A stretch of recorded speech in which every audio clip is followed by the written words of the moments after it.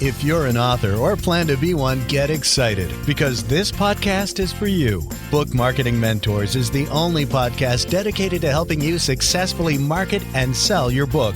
If you're ready for empowering conversations with successful marketing mavens, then grab a coffee or tea and listen in to your host, international best-selling author Susan Friedman. Before I introduce you to today's guest expert, I have some exciting news to share. At long last, the Book Marketing Mentors Premium membership is a reality. This is a brand new membership site that's going to give you even more tips, techniques, and insider secrets from the experts. When you become a premium member, you're going to enjoy even more valuable ways to use your book to make money and thrive as a trusted expert authority in your field. As a premium subscriber, you'll get exclusive access to even more of my book and author marketing proven strategies, tools, ideas, and tips to help you market and sell more books. You'll get monthly exclusive deep dive discussions with some of the best guests I interview on the Book Marketing Mentors podcast.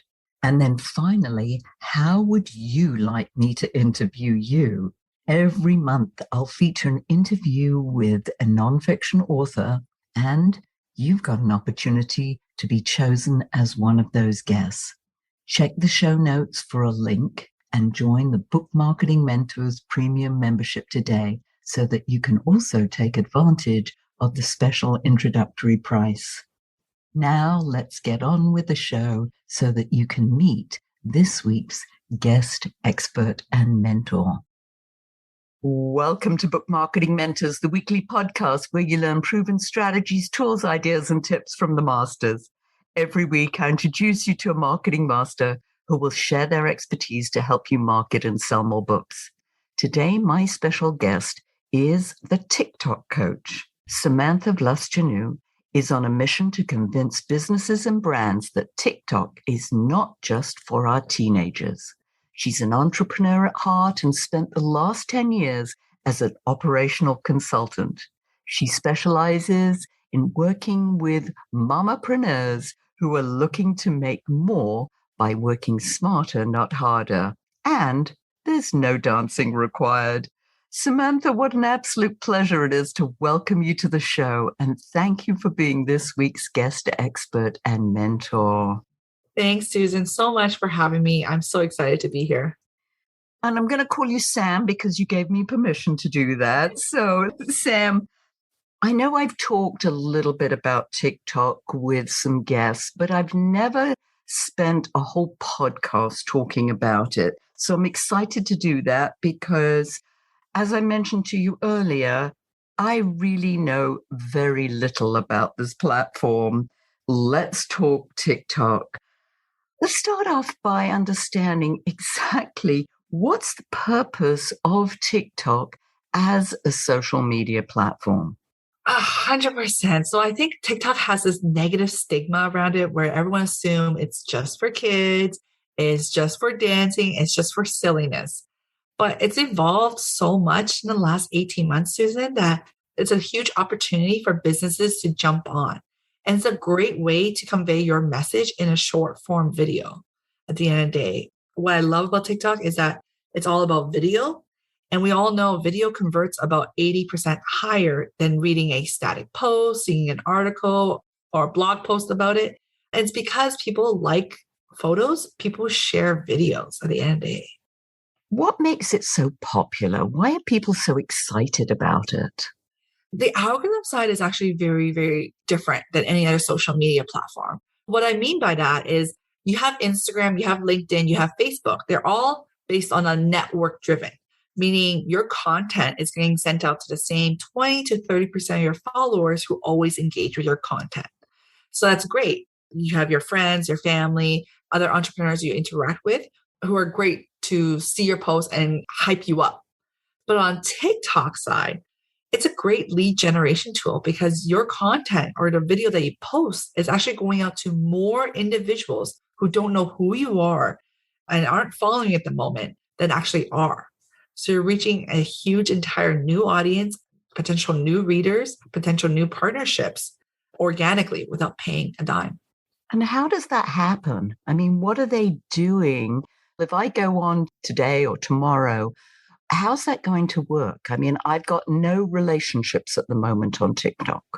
Yeah. So, when you first get started on TikTok, what happens is you're going to get a video right off the bat, but you don't actually know who Susan is yet until you spend a little time absorbing the content, seeing which content really resonates with you. For example, Susan, what are you into? What's your interest? aside from working, Aside from working. I love yoga. I love swimming. I love watching foreign movies. Perfect. Yeah, those are some of my hobbies. If you start seeing certain videos where they're doing yoga poses or teaching you about the health benefits of yoga, chances are, Susan, you're going to stay and watch the entire video to learn more or engage or share that video yourself. The more times you do that, TikTok's algorithm will really hone in on what Susan wants to watch, and they'll send you other content that's relatable to your interests as well. That's a beauty where I say your content now gets sent out to the individuals who enjoy your types of content. So if you like sharing non-fictional books or the process of writing a book, or just you being a thought leader to educate your audience on the specific topics that you write about, it's a huge opportunity to get on TikTok right now. I start talking about nonfiction books, Mm-hmm. people writing them, where to start, or more importantly, which is what the side that I'm, involved in, and that is the publishing side. And then what an author would do once they actually have the book or getting ready to market the book. What would that look like? On that front, what you would want to do is you want to show up on TikTok and start talking about certain sections within your book that you write about. You want to prime your audience on reasons why this book is needed in their life. So let's take a book, for example, about psychology. You can talk about sections that you write about the book and explain why certain personality traits are more affected by X than Y, for example. I'm making all this up right now. I'm not a psychology major. Or you can talk about and why you pique your audience interest using TikTok, because you're only showcasing your films in short forms. They're anywhere between 15, 30 seconds up to 3 minutes long, short videos. Then if you want to entice your audience to, if you want to learn more about this specific topic that we just talked about, check out my link in bio. This is where you can purchase the books. You start funneling in your audience to get on a wait list to when the book is ready to be launched, or when it's ready on Amazon or ready in this bookstore for them to be notified.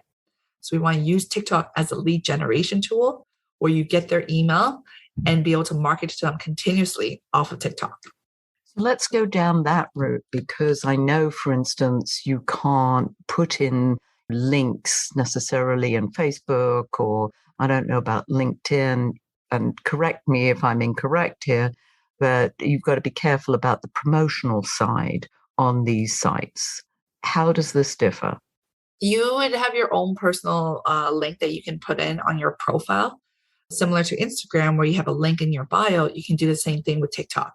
So this link is anywhere you want to send your audience. So whether it's a landing page for a wait list to be notified when the book's ready, if you want them to be signed up to be part of your Facebook group, it's anywhere where you want to send your audience to take action. So I've got a new lead magnet, for instance, 3 false beliefs and how every author can avoid them. Yeah. I would put the link in TikTok. Yep. What I suggest for most people is to create a mock version of a link tree option. So the link tree is where you can put multiple links to give your audience 3 or 4 options of where to send them. So for example, for me, I created a mock link tree where it sends them to either to book a call with me, to download my freebie, to join my next workshop, to check out my Instagram feed, wherever I want them to send them. You want to create a mock version on your own domain because it helps with the ranking on Google. If people are clicking your link a lot, your ranking also bumps up on Google searches as well. And you own the analytics at the end of the day when it's on your own website. Interesting. You've got the opportunity to put several links in there, you're saying, depending on what they may be interested in doing. Would you then you're putting out your little video, You would just mention one, I'm assuming. In your videos, what you can now do is when you have that one set link, then that link, it can then direct them to where they want to go. So if you, for example, in your video, you want to do different call to actions, you can do so with just using that one link on your profile. Okay, so that's a whole different other thing, setting that up. I don't want to get too lost in this process.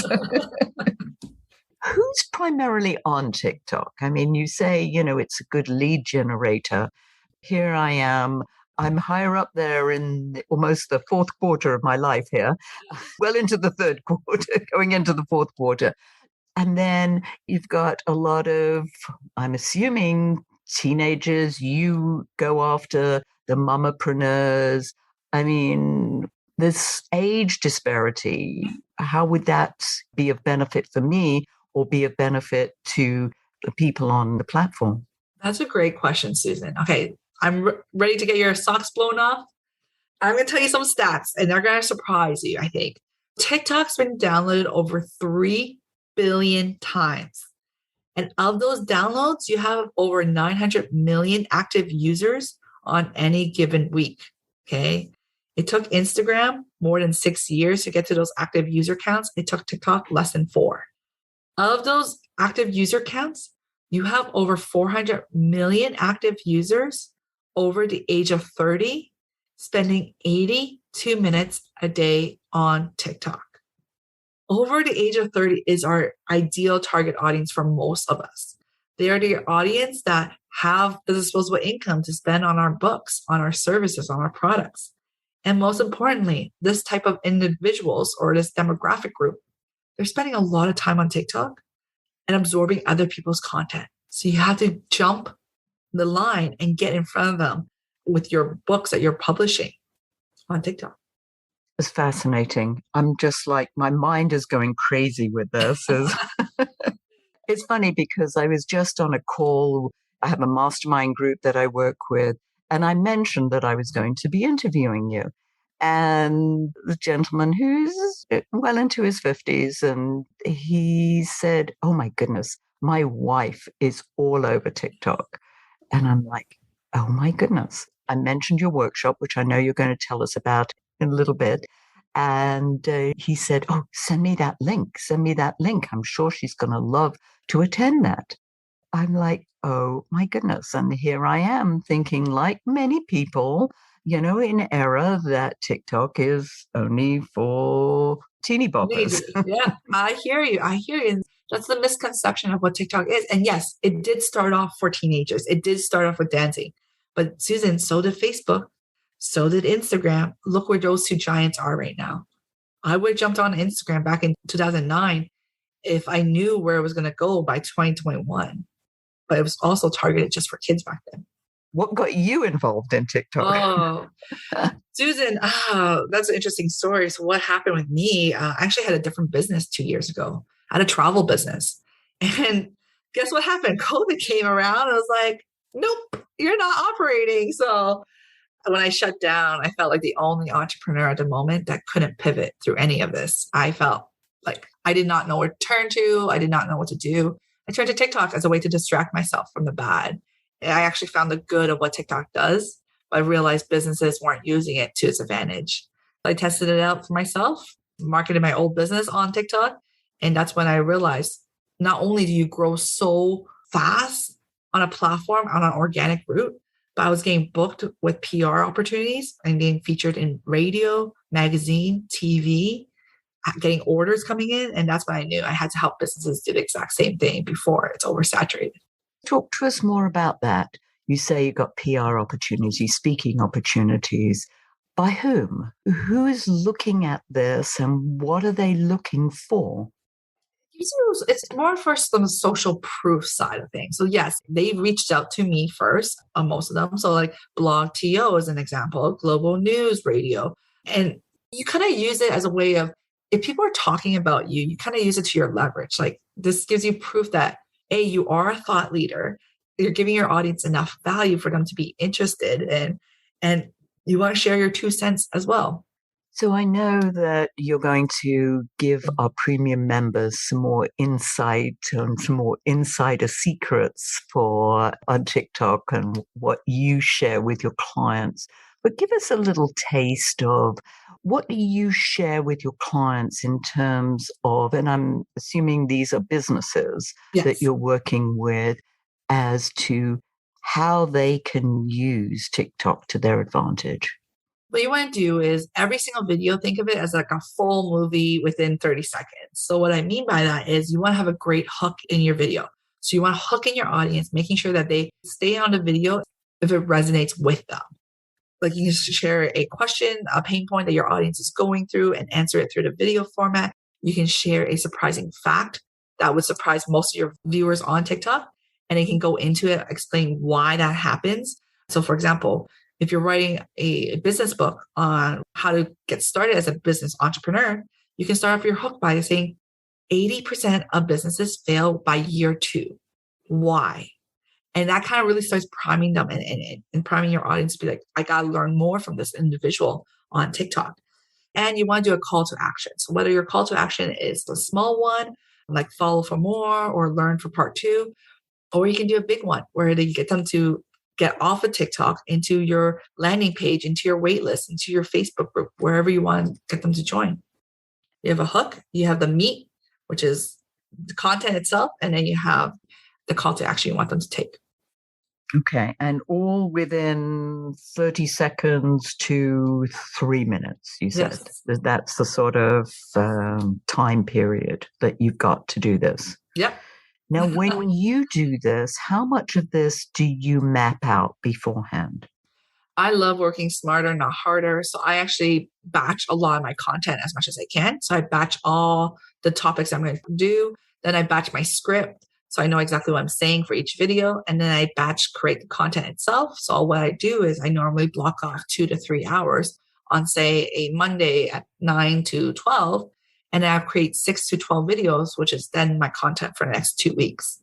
And I'm done. And I don't have to be on TikTok for so long. So I try to be as efficient as possible and batch all my tasks together.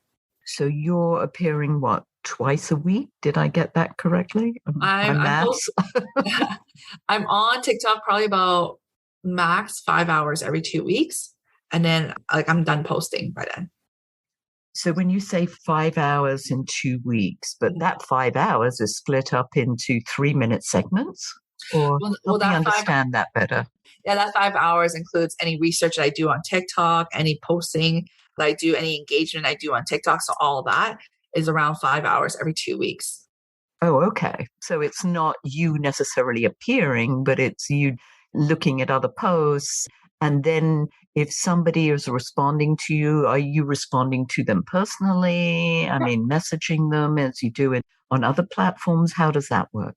Oh, for sure. I mean, if someone spent the time to engage with your content, spend a little time to engage back, right? It's their time as well. You want to build a loyal community. You can't just be one of those people that posts and goes and expect, oh, well, I'm too good to engage back with my community. No, you want to build that community up because at the end of the day, your TikTok followers are then now potential prospect clients. Yeah, it sounds as if they are. Wow. Let's talk about mistakes. I know that our listeners love learning about mistakes, and I'm sure that there are many that you can make here. What are some of the common ones, Sam? Some of the common ones I've seen the business make on TikTok is if they produce content, it's not linked to what they sell or do. I think that's the biggest one. I feel that some people just go for viral content. And the problem is everyone always wants their videos to go viral. But if you don't have a strategy in place of what you want to do with all that virality, then it doesn't really do much for you, if that makes sense. Like at the end of the day, followers don't pay for the bills. They don't pay for your mortgage. They don't pay for the lights. Clients do, or readers do, or people who purchase your books do.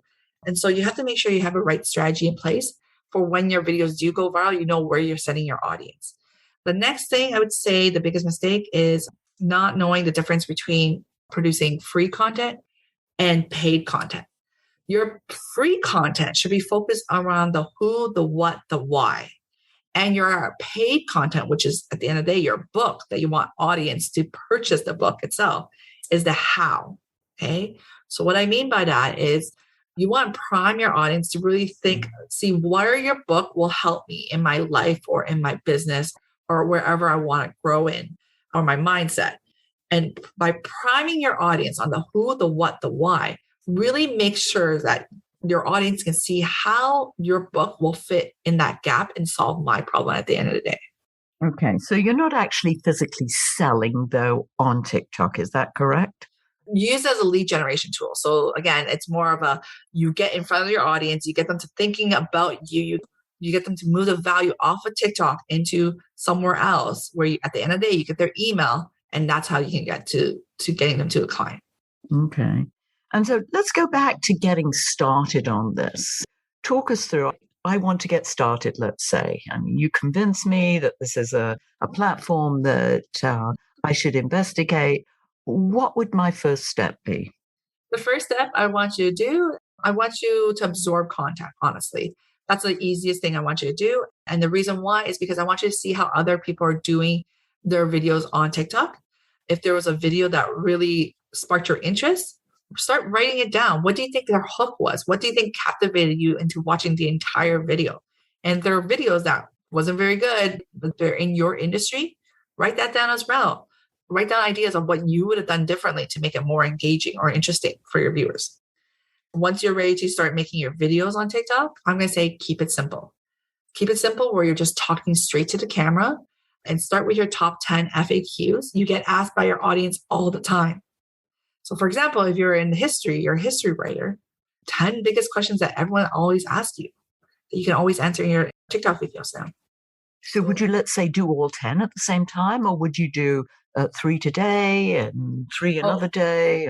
I would split those 10 FAQ questions you get asked into 10 mini videos. Okay.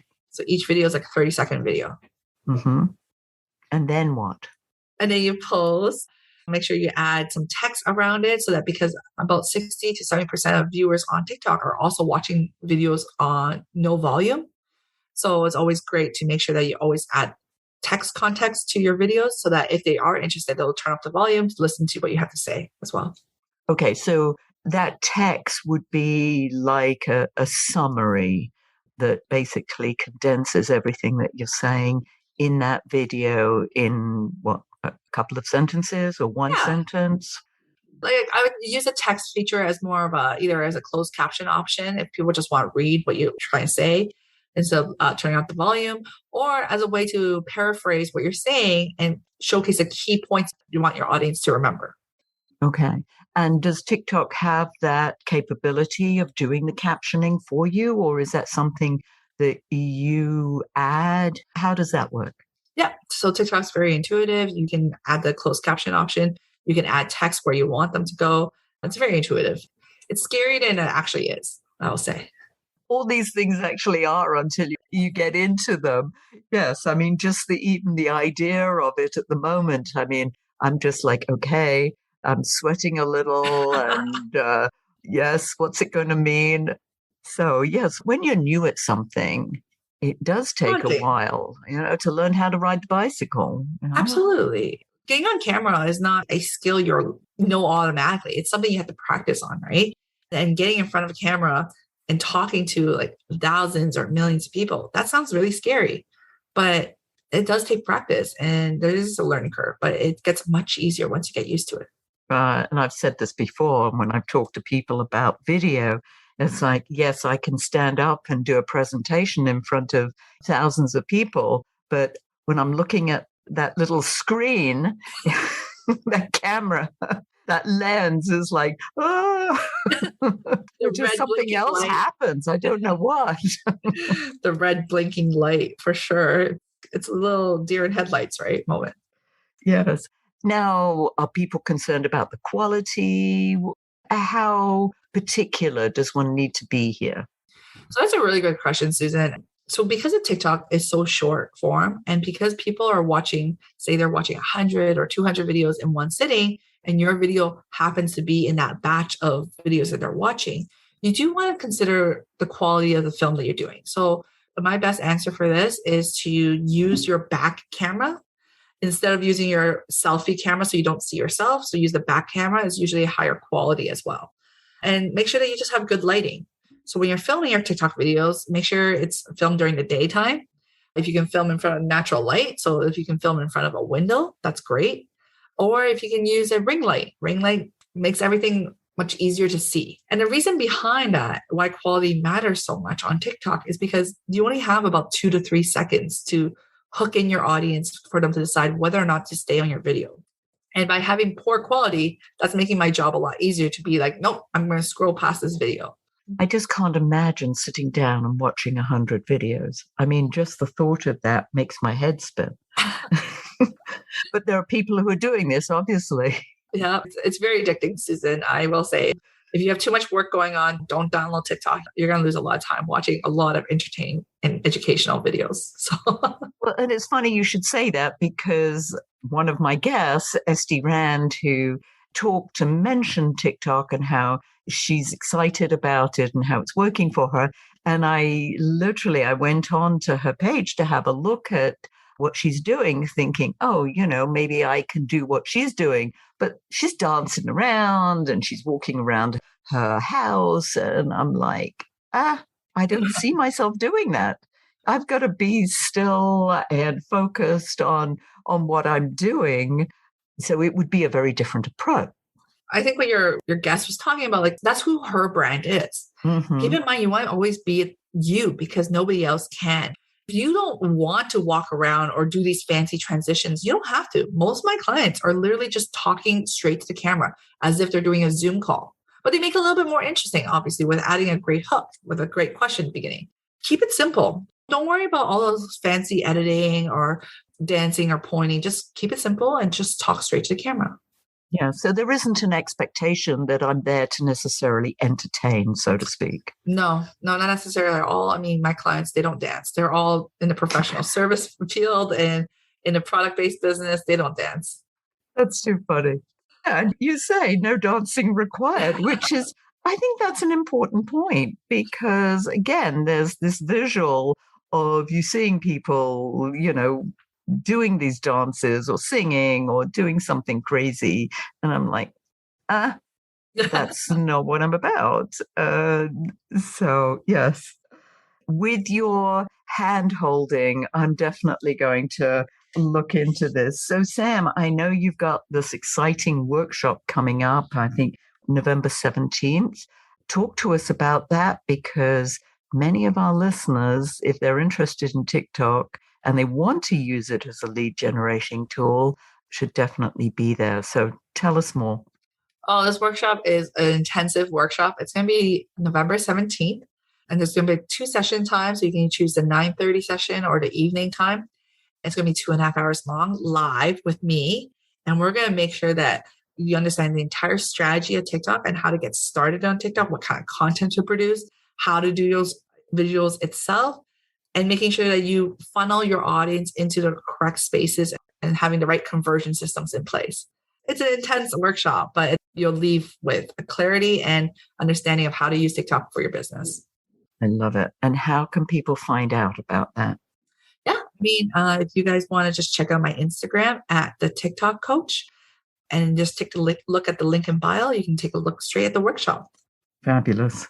And I will put that link in the show notes. So if people are doing yoga or doing something else, running on the treadmill or mowing the lawn or driving the kids somewhere, that they can get that when they look at the show notes. Fabulous. Sam, if you were to leave our listeners with a golden nugget, what would that be? Oh, this is my favorite saying for my business, for anyone's business, really. It's work on MVP method. So MVP stands for minimal viable product. And that can be applied to any part of your business or in the writing side or getting your book launched or even TikTok.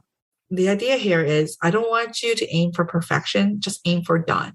Whether your book or your video for TikTok is only at 50% of what you expect, just keep going. And keep going and just launch, because you want to make sure that you don't spend too much time and money on something without validating it first. Launch, even if it's not done, and test the demand out first. I love that idea. Yes. And interestingly enough, that's exactly how I started the podcast. I know that my coach at the time was John Lee Dumas, who many people have used. And he just said, make 6, 10 and have them in the can and just go with it. Yep. Don't aim for perfection. And I'm a bit of a perfectionist. And I was like, if I don't go with it, even if it wasn't perfect. And now I look back and I listen to some of them and it's like, oh, and I cringe.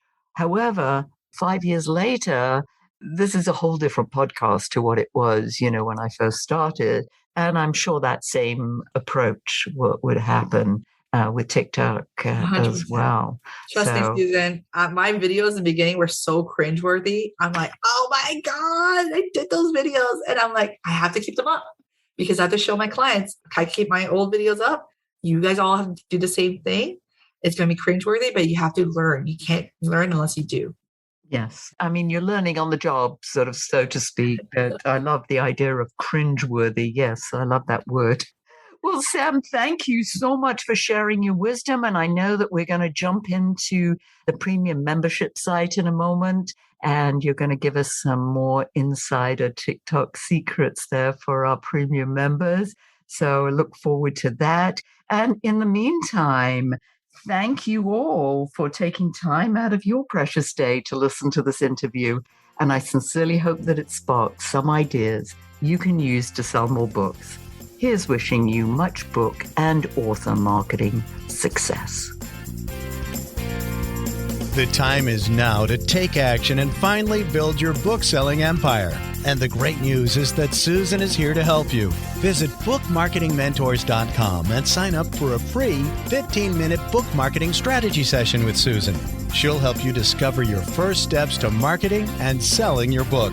Only those who take action are rewarded, so visit bookmarketingmentors.com, and we'll see you again next week.